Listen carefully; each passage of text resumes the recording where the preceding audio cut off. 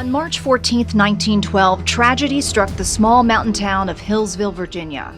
It was the day when old man Floyd Allen, who had a reputation of taking the law into his own hands, was on trial for forcibly taking his two nephews from a sheriff's deputy. It was the talk of the town, and people packed the courtroom to see if Floyd would finally go to jail. When the jury finally came back with a guilty verdict that fateful morning, an epic gunfight broke out between the Allens and court officials. 57 bullets fired in just under 2 minutes. 5 people died, 7 were injured, and Floyd and his son were eventually caught and sentenced to the electric chair. The courthouse tragedy of 1912 made international headlines and forever changed the lives of everyone involved. It's a story that continues to raise questions for people in this community more than 100 years later, especially for one man who, in his search into his family's involvement in this tragedy, made a remarkable discovery. Nobody really knows what happened. At this point, I put in 800 or 900 hours of research. They accounted for 57 shots being fired in the courtroom. The story is compelling. People love to hear it, whether they're from here or not. Judge Massey died in my grandfather's arms. These were Mr. Campbell's original files. Howard Sadler is a local realtor whose grandfather was good friends with the presiding judge that day. Judge Massey ended up getting caught in the gunfire and later died. Sadler says he heard the story of his grandfather's involvement in the tragedy many times as a kid. Stories that my mother told me as a young boy or a youngster about my grandfather, Howard Cecil Gilmer, being with a fellow named Judge Massey when he was shot in the courtroom, and Judge Massey died in my grandfather's arms. His interest in this story began when his travels recently took him past the Sidney Allen house in Fancy Gap, which is now under renovation. He says it was then when he recalled a scrapbook in the attic of his childhood home that belonged to his grandmother. Inside that book, a .38 caliber live bullet believed to be from that shooting. It was then that he decided to do a little digging to discover more about his grandfather's involvement in the shootings. It would be a journey that would lead to more than 1,400 hours of research over the next 2 years here in the bowels of the Wythe County Courthouse, leading to discoveries of not only his grandfather's much deeper connection to the Hillsville courthouse shootings and the ensuing murder trials, but also uncovered documents no one had ever seen before. After the courthouse shootout, Floyd Allen and many of his family took off, disappearing into the woods, and would manage to elude capture for weeks, some for months. However, they were all eventually captured, arrested, and put on trial for their involvement in the shootings. 7 murder trials in all, and Sadler's grandfather, he later learned, testified during all of them. I ran across articles about my grandfather's testimony. I'm scratching my head saying, what testimony could that be? So I called my older siblings and asked them their memory of my grandfather being involved in anything about this, and they knew nothing about anything having to do with testimony or anything else. So he took his quest for more answers here to the Wythe County Courthouse. It was here where Floyd Allen and his son Claude would be tried for their part in the courthouse shooting. Sadler met and eventually became friends with Wythe County Clerk of Court Hayden Horney. And with his help, Sadler would spend hours combing through old files and records, searching for anything to shed light on his grandfather's involvement. He spent days, half days, hours just running in trying to get stuff for the last 2 years, I guess. But he's sitting read through the volumes, the deposition, the old court order book, and all trying to find information. And what he discovered was remarkable. We go back into the vault and pull out these beautiful books, the original trial transcripts of Floyd Allen's murder trial in Wythe County. And 26 pages of testimony later, now I'm hooked.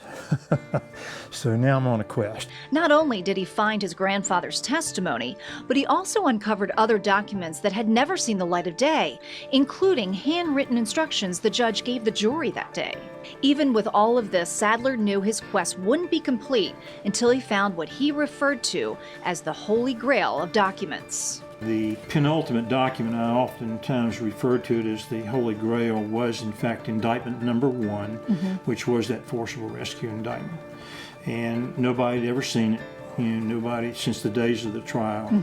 Why was it so important? Why was this like the Holy Grail? Bereft of this document, there's no indictment, there's no trial, there's no shootout. Then one day, he posed a question to Hayden, a question he says no one seemed to be able to answer. Well, I began to ask him about the fact that there were no exhibits, law order books, trial testimony, but how can you have 7 murder trials and there's not a single exhibit in the courthouse? He said they've been missing for forever. Nobody knows where they are. They've been searched and looked for over and over again, but we've never been discovered.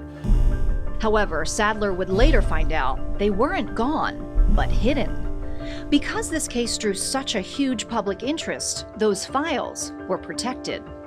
The area where all court documents are filed was once open to the public, and there were fears that someone would walk in and take them.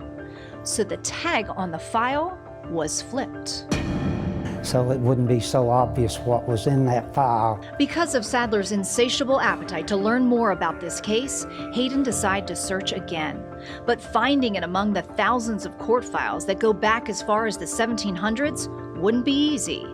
Until one day, something seemed out of place. Looking at all these hundreds and hundreds of file boxes, and saw one file box that had an A and a small X written on a paper tag on the front of the file box. And it wasn't the A and the X that got his attention, it was the color of the tag.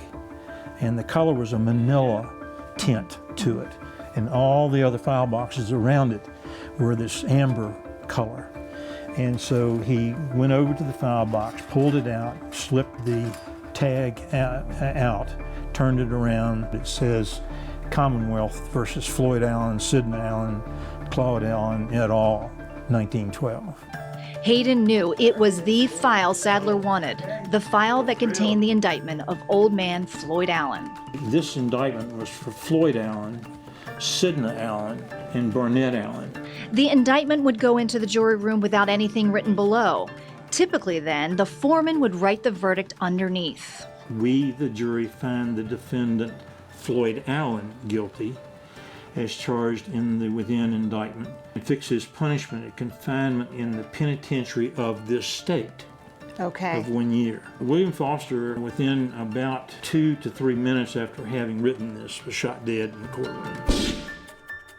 A significant discovery to a story that has long been told as legend, told and retold in oral history, that now has a little more clarity. It was a very poignant moment that's hard to describe, because I'm sitting there in the courthouse holding a document that chances are nobody else has held in their hands for 100 years. That's the key to this entire courthouse tragedy that has been written about for now 105 years. To be the architect of discovery for this was truly a pivotal moment for me. A pivotal moment to unlocking just some of the mystery surrounding a case that has been talked about and debated for more than 100 years.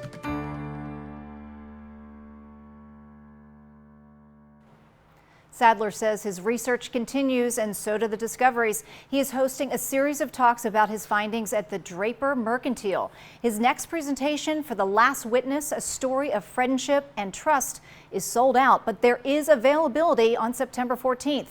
Visit drapermerc.com, or you can call 540-994-5659 to reserve a spot.